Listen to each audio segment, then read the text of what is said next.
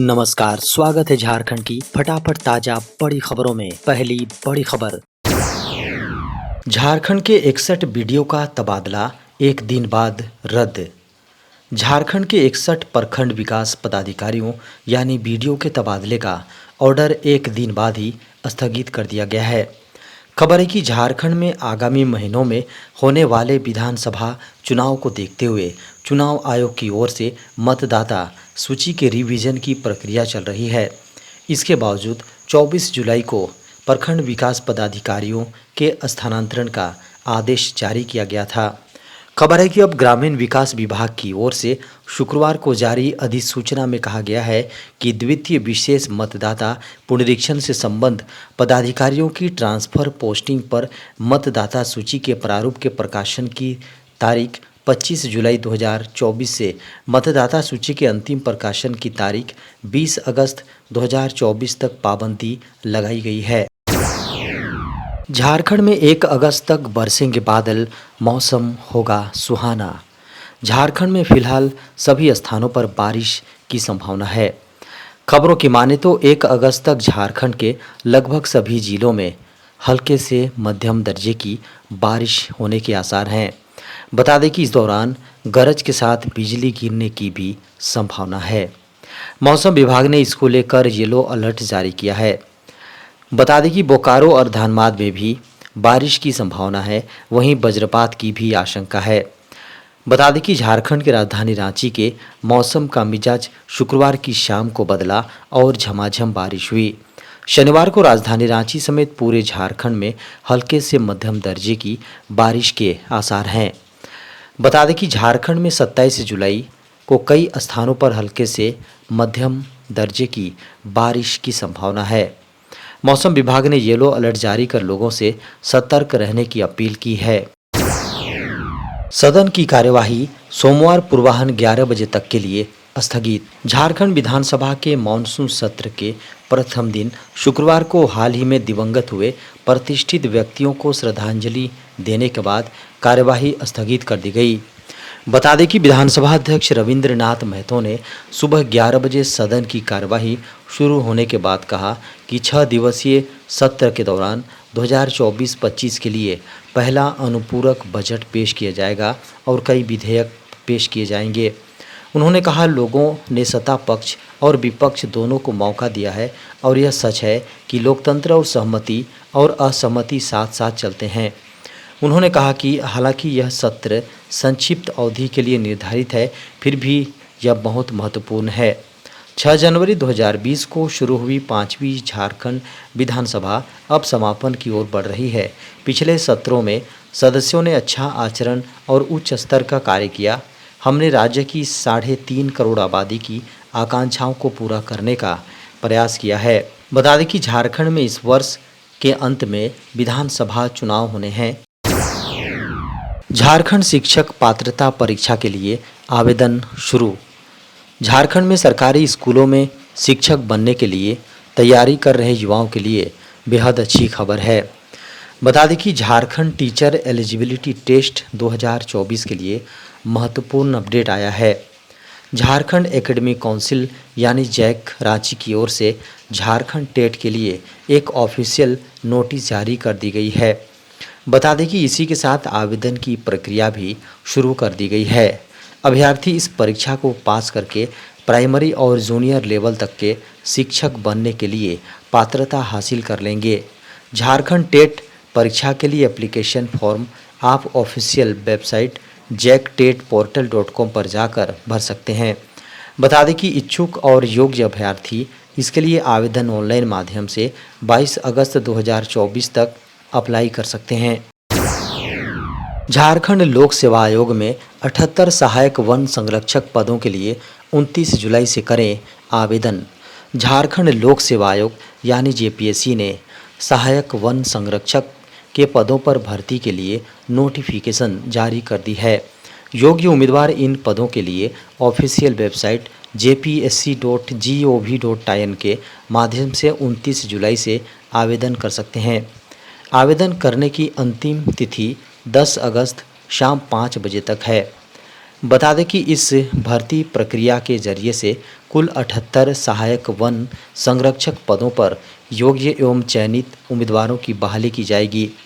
बता दें कि उम्र सीमा 1 अगस्त 2024 को 21 वर्ष से 35 वर्ष है। वहीं आरक्षित श्रेणी के उम्मीदवारों के लिए ऊपरी आयु सीमा में सरकारी नियम के अनुसार छूट दी गई है। सुप्रीम कोर्ट का बड़ा फैसला, खनिज वाली भूमि पर रॉयल्टी वसूल सकती है राज्य सरकार। सुप्रीम कोर्ट की 9 जजों की संविधान पीठ ने 8:1 के बहुमत से फैसला सुनाया है कि संविधान के तहत राज्यों को खदानों और खनिजों वाली भूमि पर कर यानी टैक्स लगाने का अधिकार है। सुप्रीम कोर्ट की 9 न्यायाधीशों की संविधान पीठ ने 8:1 के बहुमत के फैसले में कहा कि खनिजों पर देय रॉयल्टी कर नहीं है। प्रधान न्यायाधीश CJI DY चंद्रचूड़ ने अपने और पीठ के 7 न्यायाधीशों के निर्णय को पढ़ा, जिसमें कहा गया कि संविधान की दूसरी सूची की प्रविष्टि 50 के अंतर्गत संसद को खनिज अधिकारों पर कर लगाने की शक्ति नहीं है। बहुमत के फैसले से उच्चतम न्यायालय ने कहा कि वर्ष 1989 में 7 न्यायाधीशों की संविधान पीठ द्वारा दिया गया वह फैसला सही नहीं है, जिसमें कहा गया था कि खनिजों पर रॉयल्टी कर है। नीट 2025 में हो सकते हैं महत्वपूर्ण बदलाव, परीक्षा का जिम्मा 2 एजेंसियों को। नीट UG परीक्षा का आयोजन MBBS BDS सहित अन्य मेडिकल कोर्स में नामांकन के लिए हर साल किया जाता है। एग्जाम नेशनल टेस्टिंग एजेंसी की ओर से देश भर में आयोजित किया जाता है। इस साल नीट UG परीक्षा का आयोजन 5 मई को किया गया था और 24 लाख के करीब छात्र शामिल हुए थे। नीट UG 2025 की परीक्षा में कई बदलाव किए जा सकते हैं। बता दें कि नीट UG की यह परीक्षा हर बार की तरह 2025 में भी पेन पेपर मोड में आयोजित की जाएगी और एग्ज़ाम हिंदी, अंग्रेजी सहित देश के विभिन्न 13 भाषाओं में होगा। सिलेबस में कक्षा 11वीं और 12वीं की किताब से फिजिक्स, केमिस्ट्री और बायोलॉजी प्रश्नों जहाँ विषयों में से संबंधित प्रश्न पूछे जाएंगे। नीट के लिए 2 स्तरीय प्रणाली को पेश करने के बारे में चर्चा हो रही है। यह परिवर्तन सिलेक्शन प्रोसेस को सुव्यवस्थित करने और नकल की संभावना को कम करने के उद्देश्य से है। इसके अतिरिक्त परीक्षा की सुरक्षा को और बढ़ाने के लिए 2 आयोजकों को शामिल करने का विचार किया जा रहा है। ये संभावित परिवर्तन परीक्षा प्रक्रिया को अधिक मजबूत और निष्पक्ष बना सकते हैं।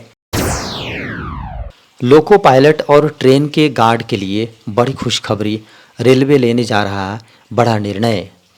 अगर सब कुछ योजना के अनुसार चला तो लोको पायलट और गार्ड को अब अपना प्राइवेट सामान और आधिकारिक उपकरण लोहे के भारी ट्रंक में नहीं ले जाने पड़ेंगे और वे इसके बजाय ट्रॉली बैग का इस्तेमाल कर सकेंगे। रेलवे बोर्ड ने सभी जोन को लिखे पत्र में उनसे लोको पायलट और गार्ड की ट्रॉली बैग उपलब्ध कराने को कहा है। बोर्ड ने 19 जुलाई को लिखे पत्र में कहा, जोनल रेलवे से अनुरोध है कि वे लोको पायलट, ट्रेन चालक और गार्ड को ट्रॉली बैग उपलब्ध कराने के नीतिगत निर्णय को लागू करना शुरू करें। रेलवे अधिकारियों के अनुसार बोर्ड ने 2006 में एक व्यापक निर्देश के साथ इस कदम की शुरुआत की थी। बता दें कि 1 साल बाद इसने परीक्षण के आधार पर इसके कार्यान्वयन के लिए ट्रेड यूनियन के साथ चर्चा के बाद एक और दिशा निर्देश जारी किया। हालांकि लोको पायलट और गार्ड के कड़े विरोध के कारण इसे अगले 11 वर्षों तक लागू करने की प्रक्रिया जारी रही। 2018 में बोर्ड ने एक बार फिर इस योजना को परीक्षण के लिए 2 क्षेत्रों उत्तर रेलवे और दक्षिण मध्य रेलवे में आगे बढ़ाने का निर्णय लिया। SSC CGL परीक्षा के लिए आवेदन करने की अंतिम तिथि बढ़ी। अगर आप कर्मचारी चयन आयोग यानी SSC की CGL एग्ज़ाम के लिए आवेदन करना भूल गए हैं या किसी कारणवश आवेदन नहीं कर पाए तो आपके लिए खुशखबरी है। दरअसल SSC CGL परीक्षा के लिए आवेदन करने की तिथि 24 जुलाई से बढ़ाकर 27 जुलाई कर दी गई है। जिन उम्मीदवारों ने अभी तक आवेदन नहीं किया है वे अब 27 जुलाई तक आवेदन कर सकते हैं। बता दें कि कर्मचारी चयन आयोग यानी SSC की ओर से जारी किए गए 17,727 वैकेंसी के लिए आवेदन मांगा गया है, जिसकी आखिरी तारीख 24 जुलाई निर्धारित की गई थी, जिसे अब बढ़ाकर 27 जुलाई कर दी गई है।